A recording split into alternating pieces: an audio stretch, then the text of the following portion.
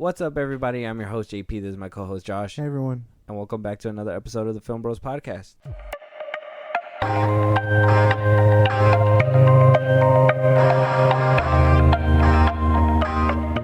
All right, guys.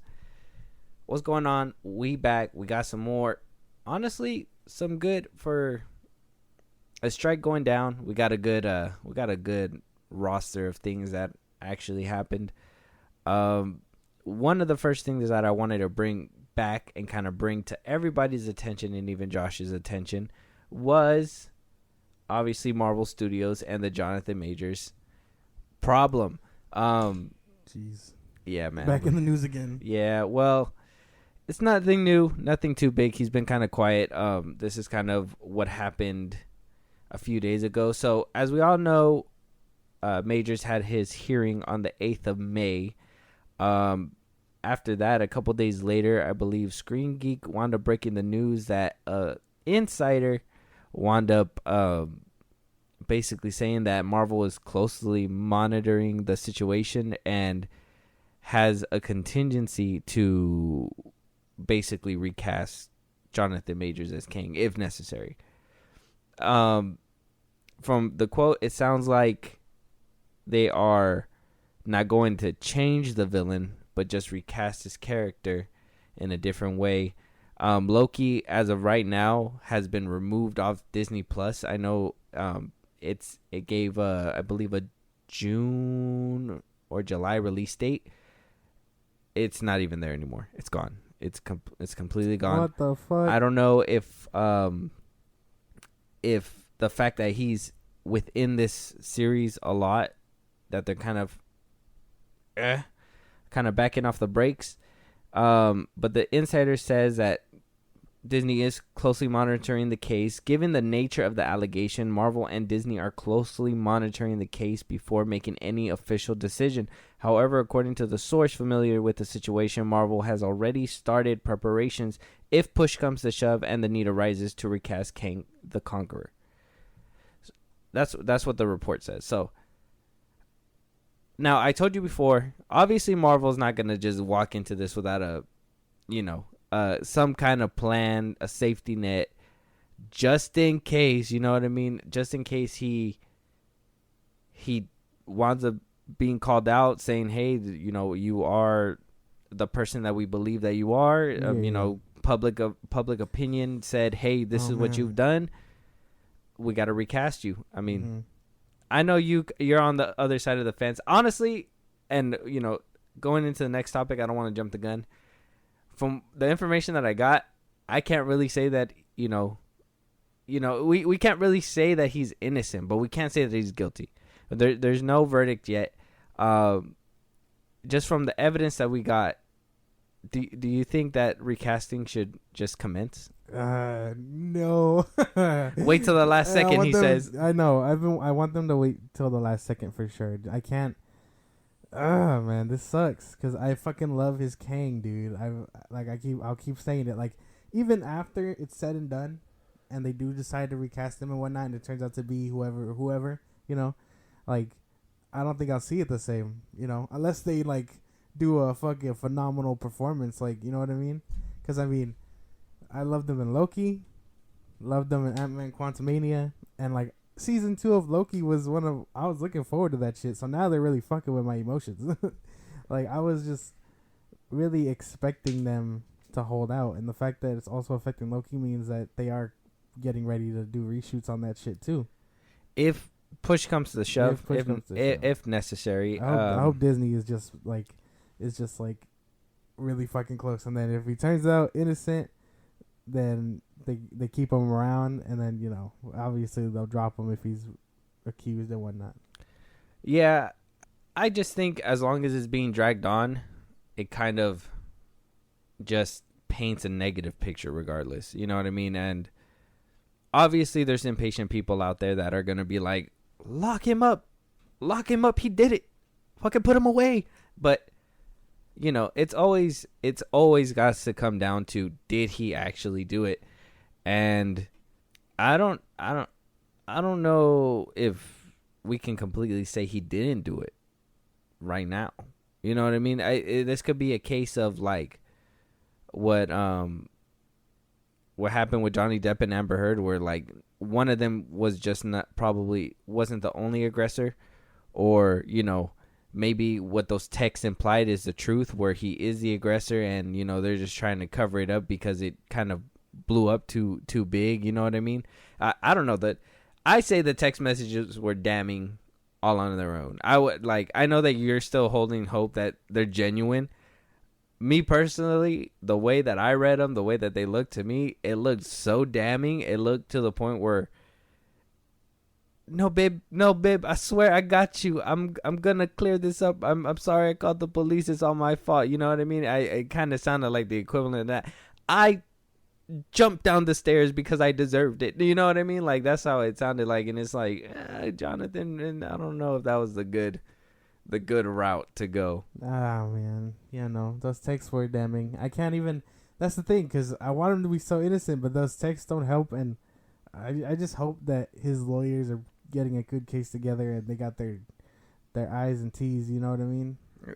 They got them crossed and dotted correctly, because I know people want to throw the book at him already, and domestic abuse is there's nothing to sneeze at, but if he's innocent, I just need them to keep him. Yeah. Funny that you bring up the lawyers, because going into our next little part of this whole shebang, the lawyers did wind up coming out saying something. So I did tell you it was just, a formal hearing on the 8th. No really big tidbits really did come out besides the lawyers. Yeah. Now, the lawyer is calling this a witch hunt and saying that this case highlights racial bias. They're pulling the black card. Oh, they're pulling it man. already. That's funny. So the lawyer put out a statement. It's a pretty lengthy statement, but I'll read it. It's not too lengthy where I can't really cover it all. So this is the statement that the lawyer put out, and after that, as soon as I'm done reading it, Josh, I'm going to turn it to you. You go ahead and you give me your thoughts on what he says. Okay. All right, here we go. We have provided the district attorney with irrefutable evidence that the woman is lying, including video proof showing nothing happened, especially not where she claimed. We did this with explicit promise from the DA that they would fix their case and change it as we proved the woman is lying. Yet this false case continues. The woman claimed location shifts and her story morphs. This is a witch hunt against Jonathan Majors, driven by baseless claims. Instead of dismissing the allegations in the face of the woman's clear lies, the DA has adjusted the charges to match the woman's new lies. To be clear, there are no new charges against Mr. Majors. Now, we have obtained even more video evidence of his innocence, but we are hesitant to share it for fear the DA will tip the woman off to change her story again. The criminal justice system is saturated with explicit and implicit biases. When Mr. Majors showed a white police officer the injuries the woman caused him, the white officers got in Mr. Majors' face and taunted him, saying that if the officer were to slap Mr. Majors, the officer wouldn't break his finger. None of the white officers present investigated the assault of Mr. Majors. Worse, the district attorney has not indicated any intention to pursue charges against the woman or even investigate the truth. The glaring double standard between the treatment of Jonathan Majors, a black man weighing 200 pounds, and his accuser highlights the racial biases that permeates the criminal justice system. Damn. They are really pulling the race card. That's... Well... Okay. The race card and a man allegation versus a woman allegation. Yeah. Like I said, Johnny Depp versus Amber Heard is the most notable and the one of recent time. Yeah. Everybody believed Amber. Mm-hmm. She even went out of her way to go to a UK, courtroom to get certain laws against Johnny Depp. Mm-hmm. It wasn't until they brought it back to the US and he had all the, and good thing that he had recordings and, video footage and everything. And though he wasn't 100% blameless, we can all agree. Yeah. he did show that a good chunk was provoked by her, and he had to defend himself. Yeah. Now, he's trying to dip into that part, but also, he's a black man card as well. I mean, pushing those two narratives, I mean, does this help change your mind? Does the lawyer's argument help prove him guilty even more? Does it bring a little innocence into the light? My man said irrefutable proof. Yeah. That's funny. I mean, the DA refuted it. Well, yeah, quite easily. He was just like, well, I don't know about all that. But, fuck, dude. I mean, okay, we could be saying that this could just be them trying to cover their ass and play it smart, treat it as a race case. I don't know. I mean, I still wanna be like, okay, they have something, but playing the racist card and the whole man versus female argument, like, we've seen that done before. You know what I mean? Like, we don't know how that'll play out as a strong defense. But if they're also saying that the witness's story keeps changing, that could be a problem too. For that could be a strong defense for I want to say Kang, for Major's team. You know what I mean? Kang needs a good lawyer. He can't just turn back time, apparently. Yeah, no. But I mean, it sounds like they have grounds to defend. So if things come out, and I hope like I said, I just hope he comes out innocent. Yeah. You're rooting for his innocence, huh? Yeah. I'll tell you right now, for me at least, for me, it just doesn't make a difference. I feel like every single turn that Majors is taking is digging him into a deeper hole. I don't know if that's maybe because of the way it's painted right now. Maybe they could be right. Maybe the woman's playing it so smart that she's duping everybody. She's duping me in the process. There's what do you call it? She's changing the story to the point where it sounds good, but at the same time, we haven't even heard her full side of the story. You know what I mean? This is all from the DA, and though these can be cries for actual help, like, hey, public, Jonathan Majors, he's actually being shut out due to, obviously systematic things that are happening in the justice system. And, obviously we already know a lot of the courts and everything favor women because, they're more fragile. They're different, obviously. And though that could be said, that shouldn't be right, and it should be equal, and they should be judged because women can be the provokers nowadays as well. This doesn't look like a case where she provoked anything. This just looks like a case where she probably said the wrong thing. He probably got a little upset. Maybe did, I don't want to say a tap because, he is a 200-something pound man who worked out for, to punch Michael B. Jordan all over the place in the movie. Yeah. So, I mean, it just, things aren't connecting right now, and it just sucks that we're not getting more coverage from all sides. The women's story hasn't leaked. That should leak. You know what I mean? I'm putting quotations around leak because a lot of the times it's not an actual leak. It's not an accident. It's more of a, hey guys, I want you guys to know, but they don't want you to know type shit. Yeah. You know what I mean? So they should leak out her testament. He should leak out some footage of what happened in the encounter. Yeah. To help with public opinion a little bit because, I mean, right now it's probably divided. You're holding out hope for it. Though I'm holding out hope, it looks like it's sealing the deal. And this lawyer's note is not helping at all. It's just more like, well, he's just a black man and he's being accused. You know what I mean? And it just sucks because you don't know. Put out some footage, goddammit. Put some footage out. We need to know who's in the right. I know. Just be like, just have it leak. Use a different account and leak the footage, quote unquote. Oh man, damn. I need this shit to be over with already. It gives me anxiety thinking about it because that just means one of my favorite villains is coming to an end at so early in their beginning. Up. Not the villain, the actor. Well, the actor. Because I mean, Kang's still probably gonna be around. It's just gonna be a variant, but not Major's King. A variant. Watch. I think I know how they'll play it out if he winds up being recasted. They'll probably come out with a. You know how they said that there's even worse variations of him. There's Mhm. gonna be an even worse one that looks like John Boyega or something. You know what I mean? Yeah. It'll be like, oh, he's the worst of the worst. You know what I mean? And this is the one that constructed the Council of Kings and whatever. Watch, they're gonna pull some card like that or whatever.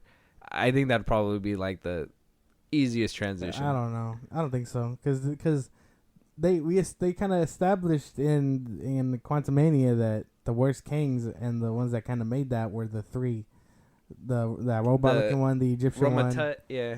and like those three. So I don't know how they're gonna spin it if they're just gonna be like, oh, I was king the whole time, like like, and just make it whoever they choose. But I couldn't see anyone else right now being king.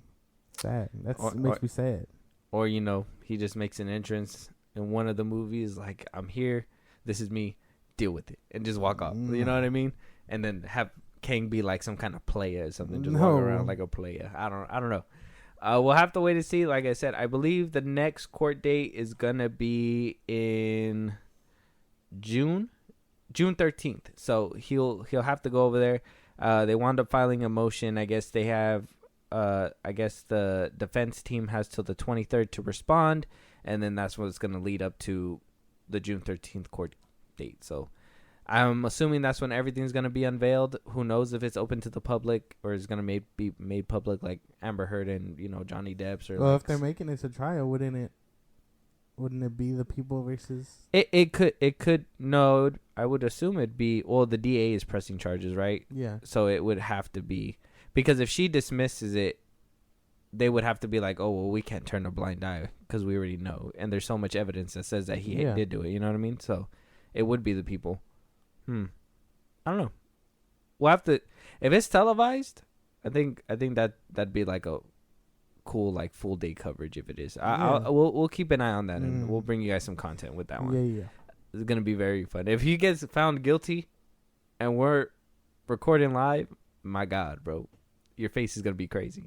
You might cry. Yeah, I might cry. Yeah, but. That's fine. We'll move on. We'll see what happens with that one. But you know who is crying right now? Twitter. All because of Zack Snyder. And who else to have this man, all these people on their knees? Oh my God, is a movie that came out almost 10 years ago. A little movie called BVS. Oh man. Now, at Snyder's Full Circle event, there's the whole Q&As are on YouTube if you guys are trying to watch them. But there's one little snippet that got people kind of has their chonies in a bunch. You know what I mean? They got their thongs up their cracks. So what's going on is that basically, and oh man, it's gonna make it sound like I'm over here defending him regardless. Look, he is a humble man.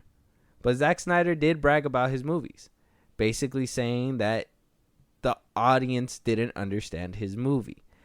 And though that could be true, and, a lot of people claim to, understand BVS, Man of Steel, all that stuff, and they still don't like it, and that's fine. I'm not saying that, these movies have to be for everybody. I enjoy them on this side. I understand it, but the thing that got everybody riled up is the fact that he basically said that, is that the audience. So what he says in the Q&A panel, he says, he said, hold on the negative reviews, he says that I think, and maybe I'm wrong, but I feel like a lot of people went into this movie, that a lot of people went into the movies and going like, oh, it's the superhero romp, right? Let's have fun with it. And we gave them the sort of hardcore, deconstructivist, heavily layered, experimental, modern, mythological superhero movie that you really need to pay attention to. That was not cool for them. That's not something anybody wanted to do. They were like, what? No, that's exhausting. How about, why don't they fight at night? I hate that. Now I know how it sounds, right? It's mythological and multi-layered, and only, people who pay good attention will understand the movie. And when especially when directors talk about their movies like this, it's terrible because it just makes it sound like you were too stupid to get it. So I understand what people say when when they hear that. I don't know. What do you think? What's your take? I agree with him. I know how that sounds, and I don't really care because I mean I can almost say whatever I want on here. I personally think he was right on the money. You know what I mean? Around when BVS was coming out and his movies were coming out, they were too heavily structured, and everyone at that time was just like, I want to see Iron Man and I want to see this and that battle a villain similar to them with same powers and shit like that. They couldn't handle the type of heavy shit he was putting down. And I've kind of been seeing this going around Twitter because to this day they still talk about Man of Steel and they still talk about people still talk about Zack Snyder's Justice League, but that's more recent, right? But people still talk about BVS and Man of Steel out of context, and not fully grasping what he was trying to do. The biggest offender that I see right now are the people talking about Pa Ken's death.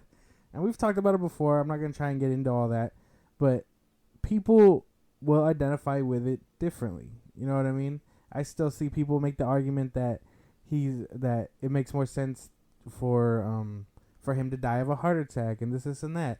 And, while that is all fine and dandy, in this movie and in this universe, they established quite early on why things happen and what they need to be. And it's explained later in a very complex style where if you don't get it, if you feel like you're looking in on the club.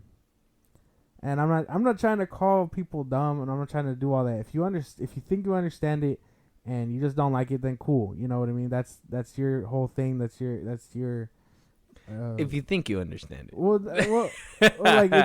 Because people will take shit differently. You know? Yeah. Like people view things differently. Like my cup of tea isn't someone else's cup of tea. Uh-huh. So if you think you understand it and you don't like it, then fine. But if you grasp what he's putting down and you fully enjoy it, then okay. You're on the fence and you like it. I think what kind of fucked it all up though, like the whole, I think what he means by that is when BVS came out and it was just the cut up version without those 30 minutes, people were like, damn, this is a mess. You know what I mean? So when they announced the actual cut of the Ultimate Edition or whatever, and then he was still expecting them to get it, I think by then people were still like, nah, this movie was ass. What's 30 minutes going to do? You know what I mean? But it makes a bigger difference. You know what I mean? So now I've heard a lot that people that didn't like the theatrical cut liked the Ultimate Edition. Yeah, see, and then like I still hear people say the opposite. So you can get the full vision and still make your opinion, but I still see people misinterpreting quite a bit. But that's just how they interpret it. While I may think they're doing it wrong. You know what I mean? I think calling them dumb is kind of an extreme take, but it's his movie and he can do what he wants. Well, and the reason why I say that you got to understand. People got to understand. This was at a Q&A at his People's Festival. You know what I mean? Everybody that was there understood, and so they're obviously when he's speaking to the audience, he's gonna say, "Hey." So not everybody understood that, exactly, but the people in this room did. Mm-hmm. Obviously, that was probably what was implied when he was saying it. Now, do I think some directors like David Fincher or whatever his name was, the one that was talking about watching movies on his on a phone and stuff, and Martin Scorsese when he says whatever, where like my movies are gospel type shit, like that sounds horrendous. I personally can't deal with that, but Zack Snyder talking to a group of his fans saying like, hey, you guys understood it. Maybe not exactly. Not everybody else did, and this is what I was trying to go for, mythological and all that stuff. Mm-hmm. And you could see all that within these movies, that the ones that he made. With that being said though, I do get and I understand, and I think you're on the money with what you mean. Is I think people just didn't want to see these types of movies.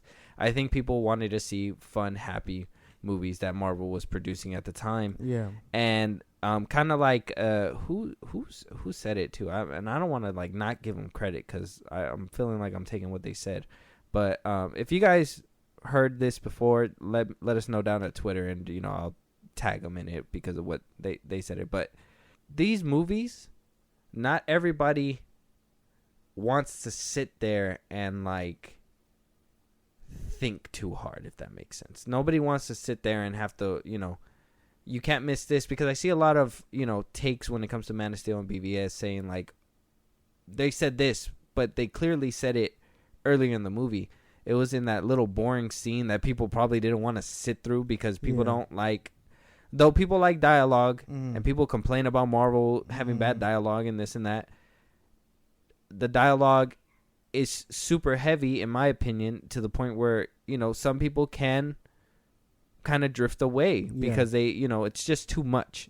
And I can admit that Zack Snyder puts a lot of his like, he uses the visuals to kind of tell the story, but when it's time for dialogue, he likes to leave no stone unturned, if that makes sense. And he likes to add little Easter eggs in between to kind of pick up later on in the movie and be like, aha, I get that. You know what I mean? And I get that, and it kind of makes the writing process longer, and it kind of makes dialogue a little bit longer. Yeah. And that's not for everybody, and I understand that. That's not for everybody, and a lot of people do just like the, oh yeah, well you did this, and now we're fighting, and and boom, boom, boom, and now everybody's fighting again,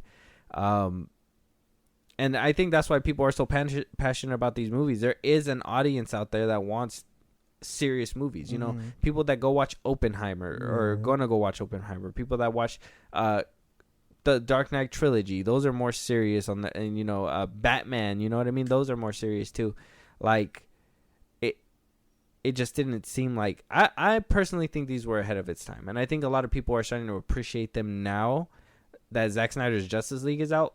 And I think that's what a lot of people just couldn't wait for, is that when Superman becomes this happy dude, and they didn't want a confident Superman when he's Clark Kent. They wanted a stumbly one, and blah blah blah. And I think eventually they were gonna get to that point.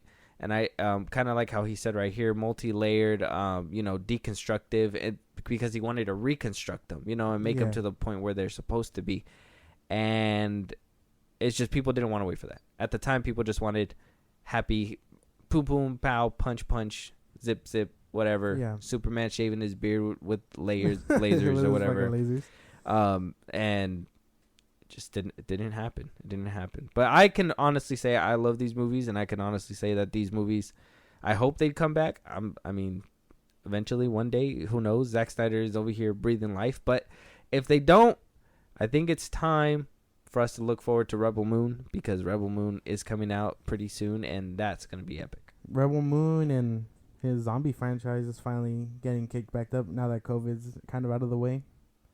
Well, Netflix has been kind of on the roll right now, and with one movie that's kind of being talked about as of right now is Extraction 2. Now I don't know. Have you seen the first Extraction? Have you ever heard about it? Do you know about it? No, I don't know anything about these movies. No? Oh man. Okay, so it's a Netflix movie. It's on Netflix. It's Chris Hemsworth in it. If you love John Wick, if you love action movies with bullets, guns, and just crazy action, that movie's your movie. So the director of Extraction 1 and 2, Sam Hargrave, is hyping up this movie, saying that they have the craziest one take in cinema history. Now, if you guys seen the first Extraction, there was a one take in there that was just bonkers, fucking insane. If you haven't seen it, Josh, I'm failing you as your film bro. Okay. And I need you to watch it. So this one, they're saying that they actually lit Chris Hemsworth on fire, literally, to do a one take.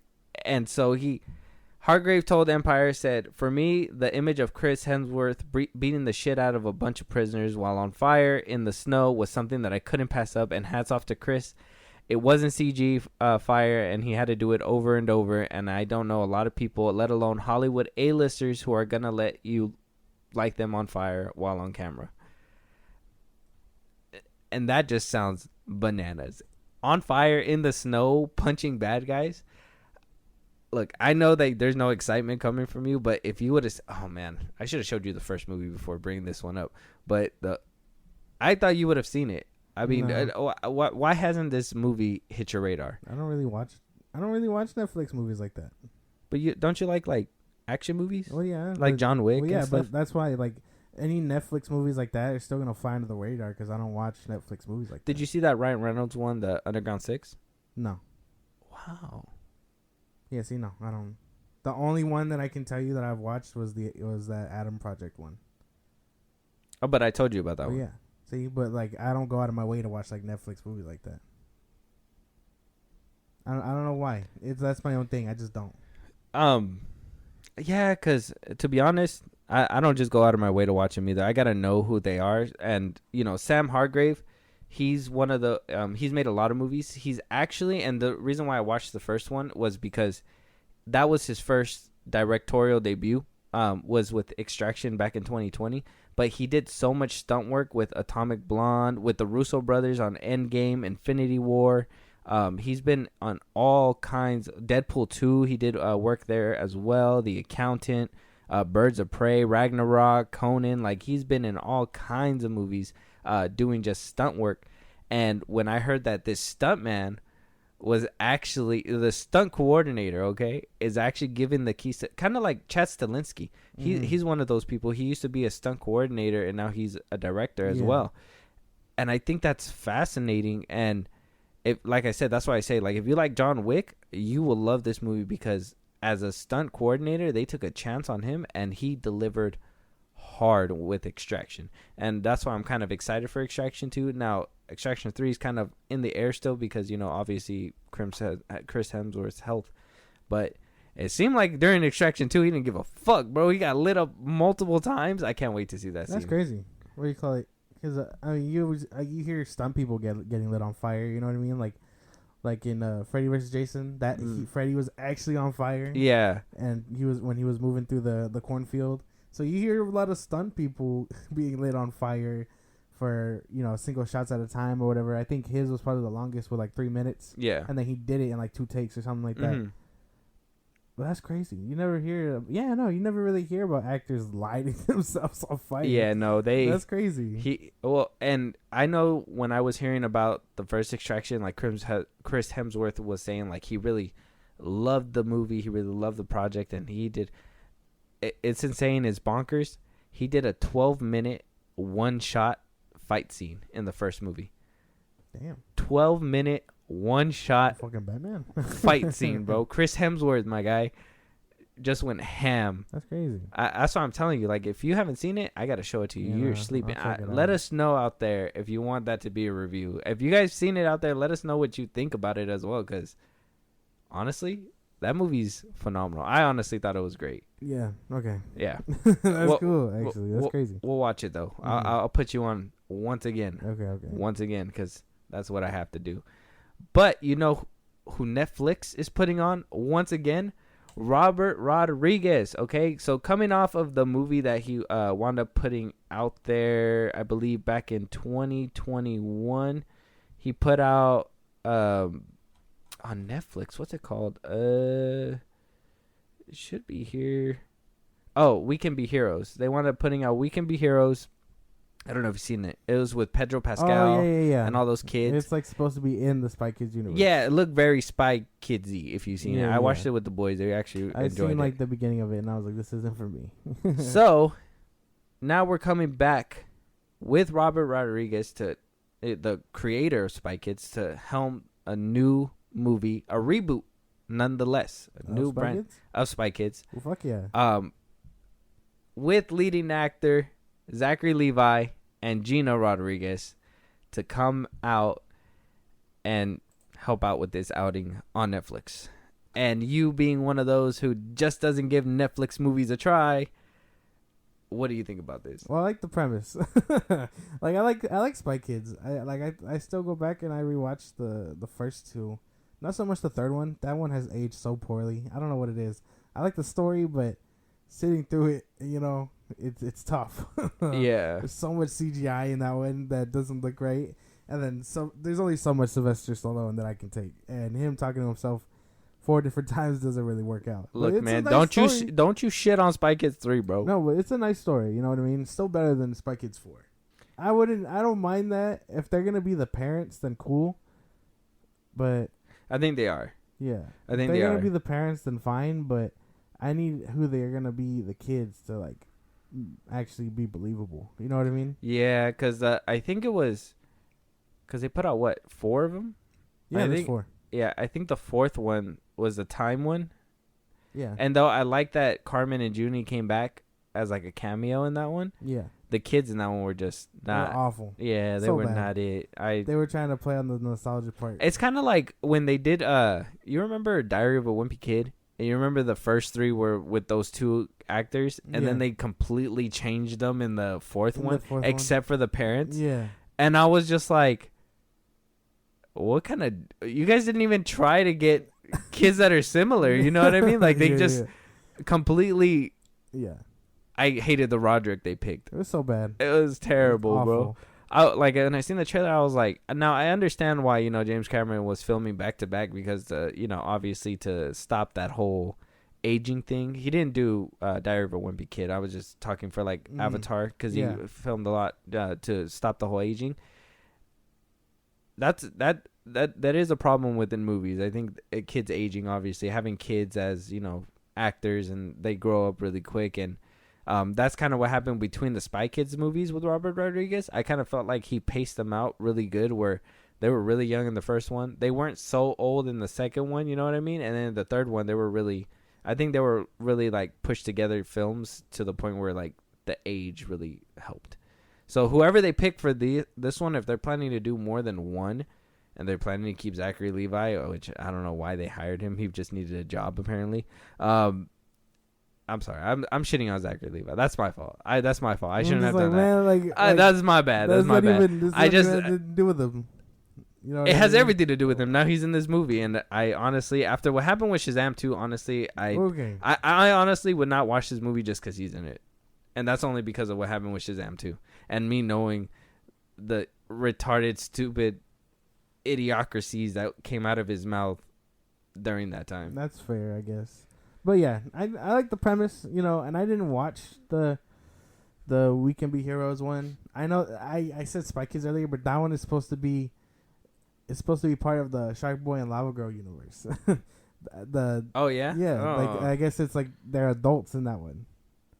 I never like seen them. They have kids, I guess. That's what that movie was about. I'm pretty sure. No, because Pedro Pascal was in there. Yeah, I'm pretty sure he was supposed to be adult Shark Boy. No, he wasn't. There's no way. Yeah, I'll show you after because I'm pretty sure. Why not just get Taylor Lautner? No, because I'm pretty sure. Why not just get Taylor Lautner? I'm pretty sure I'm No, accurate. there's no way. Why not even just get Taylor Lautner? I'm gonna tell you. I'll tell you afterwards because I don't want to Google it all right now. But I'm telling you, it's part of that universe, and they're supposed to be adults in that shit. But back to what we're talking about. But you don't know anything about it, like off top? Well, because I haven't seen it really. I just know that's part of that. No. But you don't know, like off top, like what the lore is supposed to be. No, since you know that they're supposed to be. I just know it's part of that universe, and they're supposed to be the adults in that. Oh, okay, all right, yeah. Well, I don't give a fuck about the kids. We'll look into this later because I don't give a fuck about the kids. Yeah, I seen the movie and I didn't see any hint of Shark Boy and Lava Girl, and if I did, that's gonna make me angry. You probably weren't paying attention then because you were watching it with your children and it's a kids' movie. I wouldn't pay attention to that shit either. But no, because I paid attention to Spy Kids 4. I didn't really enjoy it either, but I just watched it because I was like, oh, Spy Kids stuff, and I thought the Can Be Heroes was a part of the Spy Kids thing. No, it's part of Shark Boy and Lava Girl. That's funny. But back to this. I hope whoever they do cast and move forward with is the kids. They really work because, yeah, the Spy Kids 4 wasn't fine. And it's crazy because I don't know what it is, but kid actors have kind of... They don't do it like they used to. You know what I mean? Does that make any sense? Am I making sense? I think it's rare. I think before, when you had a kid's actor, they had to make sure that they knew what they were doing. And I think nowadays there's so many movies out there that they just kind of are like, any kid will do. And I think that's a problem. Yeah. I feel like you could feel that, especially in Netflix movies. Now that you like kind of bring that up, like in Netflix movies, it seems like they just hire a lot of whoever, and when they get a bunch of kids to act in those movies, yeah, it's weird. Yeah. There was one where I seen with like it was Kevin Hart, and he had a daughter, and the daughter was just awful. I haven't seen it. I just no, they don't make these kind of movies like they did before, but I'm hoping this new Spy Kids might be good. It just, it's always worrisome when it comes out on Netflix. I think that's a big thing. And on top of that, I gotta really like this because, come on, Zachary Levi to replace Antonio Banderas, is that even like a thing? Can that even happen? Can Zachary Levi upstage Antonio Banderas? No way. There's no way. Or am I wrong? What? You didn't hear me? No, I did not. You didn't hear anything? It's because I was Googling the thing. Didn't you say you weren't going to do that? Put your phone down. Now I feel like I have to. No, so put now your we're phone gonna down. Talk about it. Okay. Okay. So We Can Be Heroes is an American... Wait, do you want to repeat what you said? No. Okay. We Can Be Heroes is an American superhero film written, directed, and produced by Robert Rodriguez. Though it features the characters Shark Boy and Lava Girl, it's not a direct sequel. So they are in it, and it is part of that universe. Shark Boy and Lava Girl? Yes. Oh. Shit was stupid. I mean, I don't even care. I couldn't even tell you like who and where they were because I didn't watch that movie all the way. But they were supposed to be in there? They're in there. I didn't see them. I bullshit. think We'll probably you weren't paying attention. We'll YouTube it later. I didn't see him. Okay. We'll YouTube it later. Taylor Lautner was in there? No. So they weren't in there. Well, I mean, obviously he's not gonna be in there. I don't think Taylor Lautner was part of that shit. Why wouldn't Taylor Lautner Because was in the first Shark Boy and Lava Girl? Oh yeah, but it's not a direct sequel. They're gonna get motherfuckers who are grown up. They grew up. And they don't look like Taylor Lautner? I would assume not. Damn. That just... Taylor Lautner doesn't even look like Taylor Lautner. No, that boy. I haven't seen a recent picture. Last time I seen him, he was fat. He played a coach in a movie recently somewhere. I forgot where, but in a movie recently somewhere.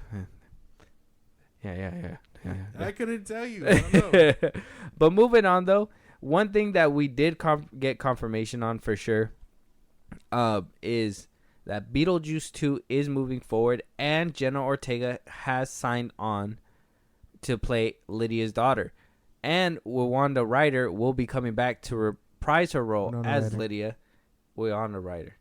Winona. Isn't it Winona Ryder? Yeah, I probably said it wrong. Yeah, I was like, why'd you say Winona. It's so funny? It looks Winona. Okay, makes sense. Winona. Catherine O'Hara will be coming back as Delilah Dietz, which was her mother in the movie. Michael Keaton will come back as Beetlejuice. Why? Fuck. William Dafoe is coming. Is a newcomer on this movie. Nobody knows the role that he will be playing. Monica Bellucci will be playing Beetlejuice's wife. Don't know what that's about either. And also, Justin Theroux will be playing an unknown character within the movie as well. Tim Burton is coming back to direct, and it should be released by summer 2024. There's no official release date yet. But Beetlejuice is in the works. We got the casting down. William Dafoe sounds like a happy newcomer. Michael Keaton, depending if you guys are over him or not, sounds pretty good.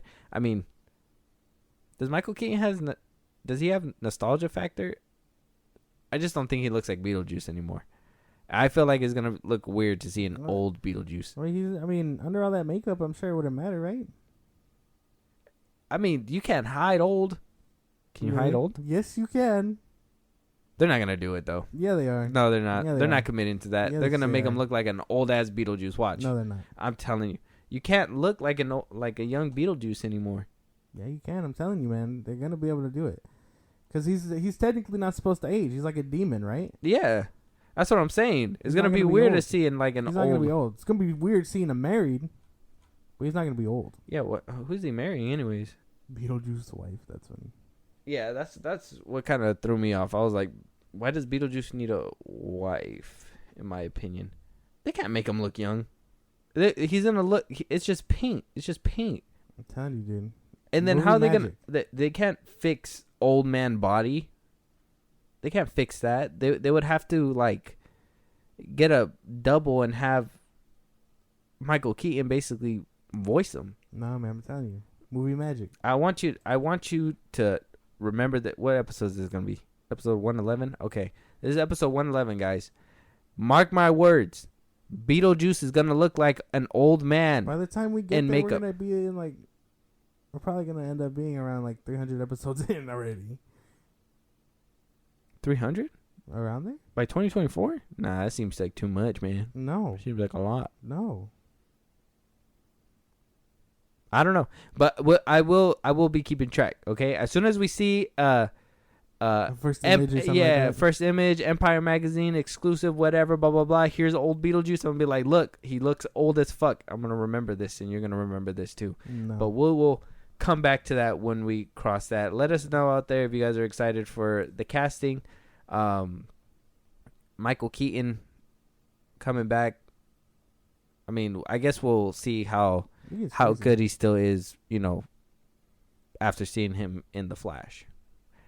Well, you can't compare his Beetlejuice to the Flash. No. But we can compare how well he came back to those roles, if that makes sense. Okay, You know what I mean? Because Batman, he hasn't done it in so many years, so now he needs to come back to that role. So we got to see how he embodies and what he brings new to the table with that one. And then I guess we'll get a sense of what he could possibly do with like Beetlejuice. Obviously, he's not gonna do Batman and Beetlejuice, but yeah. I mean, unless he goes, you want to get nuts as Beetlejuice, then that's a different story. No. It's weird that Jenna Ortega and Tim Burton have kind of now have a weird working relationship where he just wants her in like almost all of his projects now. Or I mean, this is 2, but I can imagine down the line we'll get more. I think because especially with season 2 of Wednesday coming, whenever it does. Because we did say that it was between her or Sadie Sink in the running, and so Jenna Ortega wound up taking it. But I just think because she's just a hotter ticket. I think it's crazy that it is.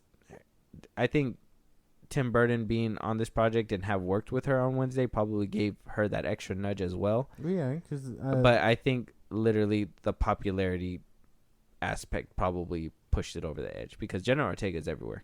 Sadie Sink, not so much. Well, I mean, she's trying to be everywhere. She's in more projects. She's been in a lot more since Stranger Things. Yeah, and I heard that she's actually really good. I just think for some reason Jenna has that maybe that sex appeal that a lot of... She has that longevity.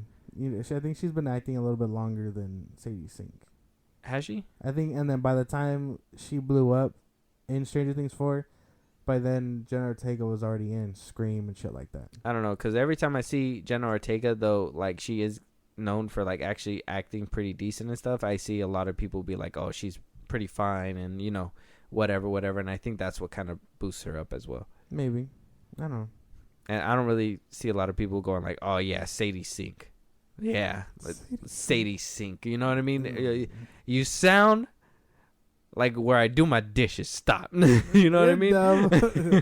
But yeah, dumb. So we'll have to wait and see what happens with this movie. Like I said, I think we're getting an old Beetlejuice, but you could stay optimistic. I don't think that they're gonna be able to fix that.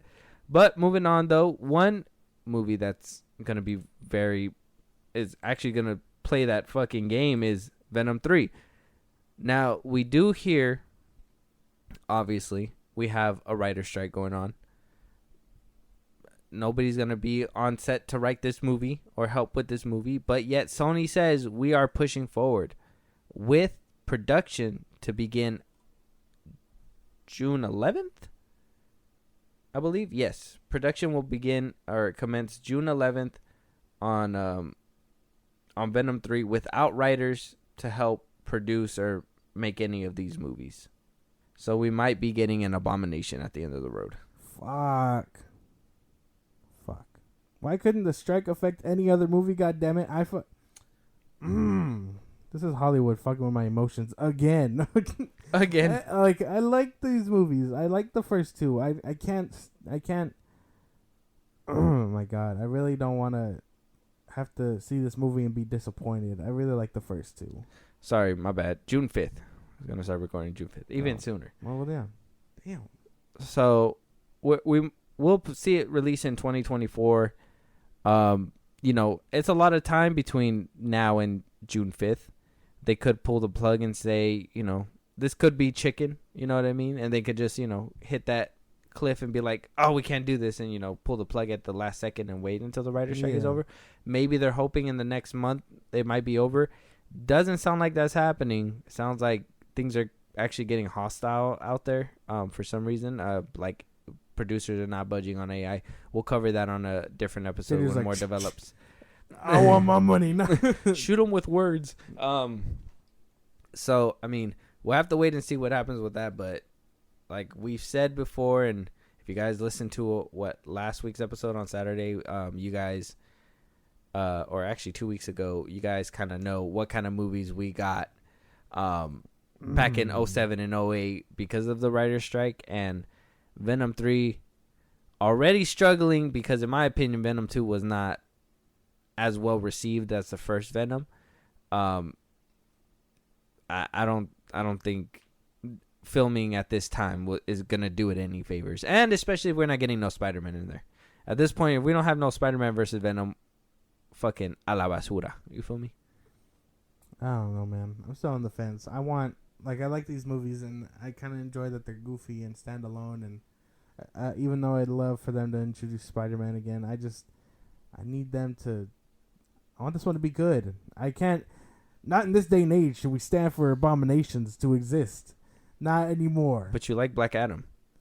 It's a and guilty Morbius. pleasure. Those are guilty pleasure movies. You're not supposed to like them. You're just supposed to watch them and be like, hey, these are for me. I don't really give a fuck who else doesn't like them. So fuck you and your opinion. No, but in a way, that's you standing for them. I don't give a fuck. Oh. Then I'll stand for them. I like Black Adam. I like Morbius. You can fucking sue me if you want, but I need this one to be good. I need this one to be good too, because Venom 2 really. And Black Adam and Black Adam and Morbius are not as bad as the G.I. Joe movie. I'll say that right now. Morbius is better than Rise of the Cobra? Yeah. I guess that's fair. Okay, yeah.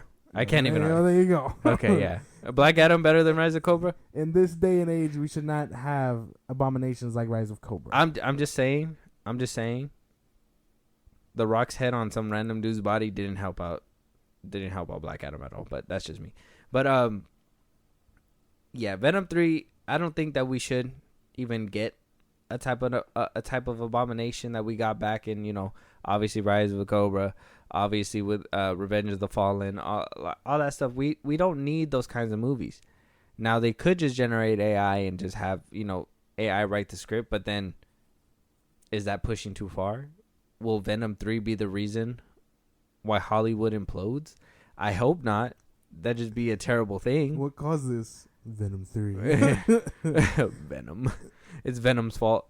I don't know. This just seems like a weird situation to be in. Like, in my opinion, this writer's strike should have made everything just go into a standstill and, make executives feel like, oh, we can't do this without them. But these motherfuckers are just like, who needs them? And just, you know what I mean? And just push it forward regardless. And, though we've seen this before, I mean, is this a strong case saying history repeats itself? Well, here's the thing, right? Because, I don't feel like going into too deep into the projections of those 2007 to 2008 abominations. I think when it, depending on how long it goes to where you start seeing it affecting the box office, that's when executives will start caring. But till then, they got deadlines to meet and shit before that. So they're willing to press on without them. But I think if long enough if the strike goes and it starts affecting numbers and their jobs, that's when they'll take that shit seriously. Yeah, obviously. Because they're throwing stones at a fucking mountaintop. It's not till the stones they start picking out from under the fucking castle is when that shit starts tumbling. You know what I'm saying? That was a crazy ass analogy, bro. But do you get what I'm saying? I mean, kind of, but I'm gonna need you to spit that one more time for me. Because it went from from a mountain to picking under a castle. So I'm like, where's the castle? Is it on the mountain or is it stones? If they're throwing stones, the stones. I thought you were gonna say throwing stones at a giant. You know what I mean? Throwing stones at a giant. No, because it won't affect the giant. They're still gonna be up in the giant would be the executives. That's what I'm saying. Yeah, no, they're not gonna. That's what I thought you were going for, but then you said on to a mountain, and then you said until you take the stones out of under a castle, and then I was like, basically. But where's the castle? Basically, what I'm trying to say is that though they're fine stepping all over other people's jobs because it's not affecting them. It's not till it starts affecting them when they'll start caring about the people. Yeah. That's what I was trying to get at. And the fact you couldn't help me get there was fucking annoying. No, I knew. If it helps, I knew what you meant. It's just the analogy was all over the place. If that makes sense, I just needed to address. The point is, you understood what I was saying. I needed to address your storytelling. Apples to oranges. I just say, and this is why I do the content around here. All right, let's move on though. So, Dave Filoni coming out. And this wouldn't be a great episode without a little bit of Star Wars tea. But Dave Filoni coming out saying that in his eyes, Thrawn is the big bad of the New Republic era. And it's fair. It's fair. I mean, if Palpatine wasn't back, I would have rather. To be honest, if you guys, I don't know if you ever read any of the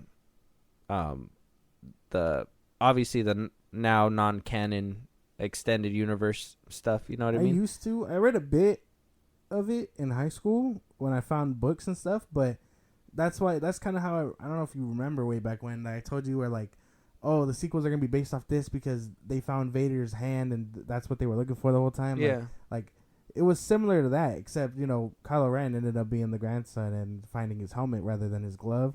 Like, so I remember some things from Legends books, but not well enough to know, like, everything else. Well, Legends books, Thrawn was supposed to be, like, basically the big bad after Palpatine left. Like, he was, how, like, Palpatine had, like, an android with a contingency and all that stuff. Thrawn was supposed to be that contingency, basically to help the Empire usher in, back into power after, basically that safety net to bring the Empire back. Yeah. And so he was this big bad, and I know George Lucas kind of gave some tea that in his original sequel trilogy, it was supposed to be Darth Maul and Darth Talon, who were the Sith Lords in that one, and eventually the right and left hand of Thrawn or whatever, and blah, blah, blah. Which would have been crazy to see Maul actually survive all that time. I would have been like, man, this dude is just undefeatable, and he should have probably been running the universe at that point. But, it is what it is. Him going the way that he did, and a lot of things actually changed within Thrawn's history in the extended universe, obviously because Disney decanonized it, and they basically started anew with Rebels, and to basically prop up Thrawn as his big bad. And now that Dave Filoni has more reign, obviously he's going to use it in live action to make it a bigger known story, and obviously pick up from where they left off with Rebels with Ezra at the very end of all that. If nobody has seen it, go watch Rebels. It's on Disney Plus. It's not. You find little nuggets of gold within a pile of trash, if that makes sense. I feel like that's kind of harsh to put it, but fair in my opinion. So he does say that Thrawn became this very iconic villain because he's very different than anything we've seen or told before. He wasn't another helmet-wearing, lightsaber-wielding bad guy, and which makes sense because obviously you have, Palpatine, you have Darth Vader, you have Maul, all of them who are basically Sith Lords, and Thrawn is just this strategy, no-nonsense kind of guy. Like, he'll outdo the Jedi with his mind before he ever has to raise a fist, if that makes sense. You know what I mean? So, yeah. And like I said, obviously it's been changed from what canon was before with the ultimate or the extended universe. But I don't know. What do you think about Thrawn being like this overall big bad guy? Well, okay. Well, I don't know how well that plays into the sequels and things like that. Because at some point, Palpatine, he has to die. Somehow he returned. Well, no, Thrawn has to die for Kylo Ren and Snoke to come in, Mm-hmm. right? So, oh well. Diving deeper into the lore that I know, which is canon stuff. What do you call it? In the comics, Snoke is kind of already around, and when he lures Kylo Ren, that's when he runs into the Knights of Ren and things like that. But so Snoke should be existing by this time, like flying under the radar type shit. Mm. So I think maybe when Thrawn dies, that's when he rises to power, or whatever, with the First Order. But to say he's the big bad, I guess that makes sense for the era. But he's not gonna stick around. That's my thing. I don't see him sticking around past the movie that they're saying they're gonna make. No, I don't think he will, and I think with everything Filoni's trying to set up, maybe a spoiler, I don't know. And this is just with my knowledge of everything he's done and with the little bit of interviews that he's been kind of pushing towards. Yeah. I think that he's gonna make Thrawn that. The reason why he says it's the big bad of the New Republic era, because he basically helps birth the big bad, if that makes sense. So he's going to be the reason why Palpatine comes back as a clone. He's going to be the reason why Snoke was a clone in the first place before Palpatine. They'll probably add a little interesting tidbit within the movie where you see Palpatine being grown in the tube or something to help with Rise of Skywalker and all that. Snoke, technically, but yeah. Yeah. So I think that's how they're probably going to bridge this. It kind of makes sense. It just sucks because Thrawn was this fucking epic badass, like I said, and he had like obviously Inquisitors and everything that we see in the Rebels show, but he had like a shit ton of weaponry. Like he was this menace. I tell you, like he was a actual worthy and honestly complex villain, and I think they did him justice in the Rebel show. Like I said, nuggets of gold within a pile of trash. It's fine. It's kind of like a Toy Story 4 with Forky, where you're like, it's trash, but you're my trash. Oh my God. Yeah, it is what it is. I think Thrawn is gonna be interesting, and I think him kind of being propped up as his big bad kind of makes you a little. It puts you at ease because you're gonna get something interesting as long as they could deliver what they delivered before and not give us an Obi-Wan show. That's fair. What do you call it?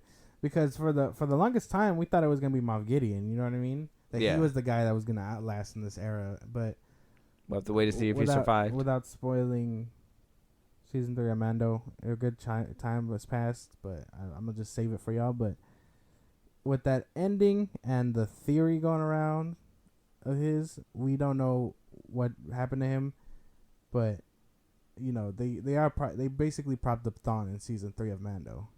I mean, if Moff Gideon is gonna be one of the big bads, who knows if he's the right hand of Thrawn? You know what I mean? Well, I would imagine he'd hate that because he was the one opposed to him coming back to power since he vanished off the face of the earth. You know what I mean?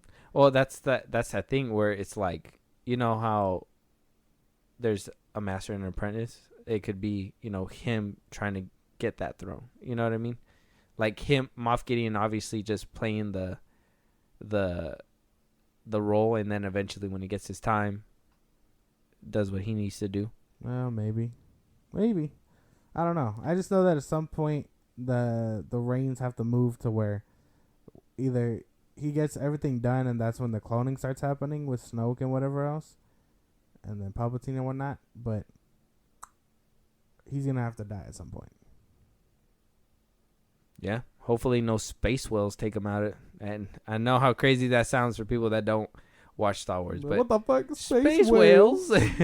But we know who the big bad of the live action universe is, and that's obviously, like we were saying, executives with the writer's strike, because now it's affecting Andor.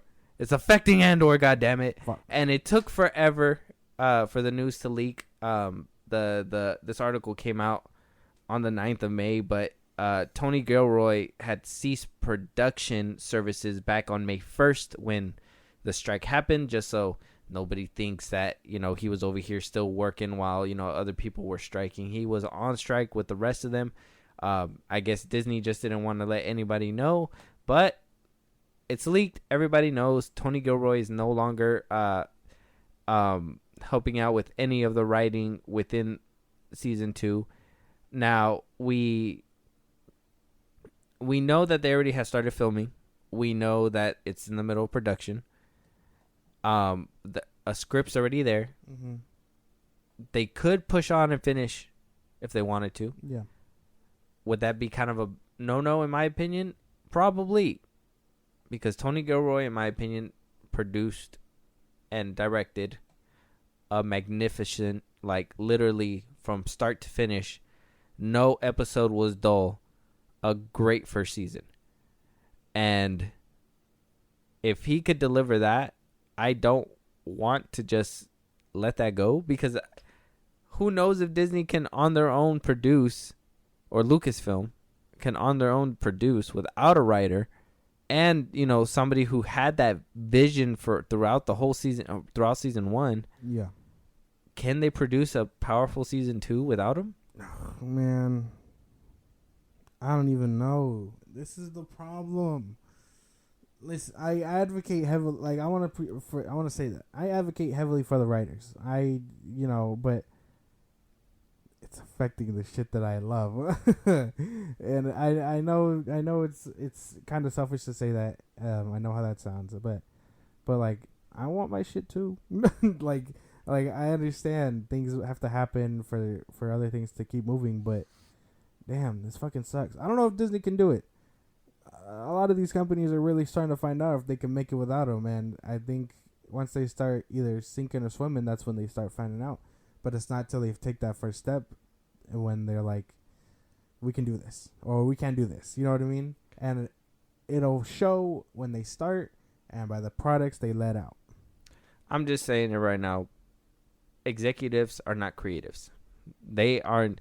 Their mind is like executives. They don't have that expanded mind to see, imagine whatever Tony Gilroy probably had in his head. We've talked about this before with how, Zack Snyder, when we did that one episode where Zack Snyder actually hand draws everything to kind of be able to paint that picture. Mm-hmm. That'd be a different thing. If Zack Snyder had to go on, at least they had like basically copy and paste what's on the page. Mm-hmm. That's why I said earlier before, and that's why I kind of wanted to put this one at the very end. It kind of highlight what movies can be done with actual creatives and people that write the stories. Extraction, a stunt coordinator turned director who pumps out phenomenal action movies. And I know you haven't seen it, but I hope when you see it, you feel the same way. But in my opinion, it's a good movie. Now we're getting a Spy Kids reboot with the actual writer and director, and he was what the success was with the first Spy Kid trilogy. Mm-hmm. So, you need these guys, and I don't know how this writer strike is gonna affect those over there. I'm hoping that it's kind of far out, that they find an agreement around that time. But this is a show that's in production right now. You know what I mean? And they need them right now. He went on strike on the 1st. We're currently recording this on the 13th. That's a whole 10 days basically without him, where if they are still filming, don't know if they can change this or if they should do this or whatever, because the executive is like, no, he wrote this and I get it. You know what I mean? But what if he was there and he would have been like, I was feeling it at this time, but I think this would be better. You know what I mean? Like, we're gonna see if they still are recording right now and they still plan to pump this out at the time without him. We're gonna see a decrease for sure, or we're gonna see some kind of disconnect between the two seasons. Yeah, fuck, scares me to think about. I can't fathom, because the first one was such a masterpiece, and to get anything less than the second one would have to be studio interference, which fucking sucks. Oh, there's no interference from the studio, because the studio is gonna be running that shit. That's what I'm saying. The executives who are still gonna push on and say, hey, because I'm even pretty sure the director is gonna get in the middle of this pretty soon. The director is gonna be going on strike as well. And eventually executives are going to be behind the camera being like, do that shit. Yes. That sounds fire. Lit, bro. Is that what they're saying on Twitter nowadays? Yeah. That's flame. That's what they're going to be doing in the director's chair. No. I'm telling you.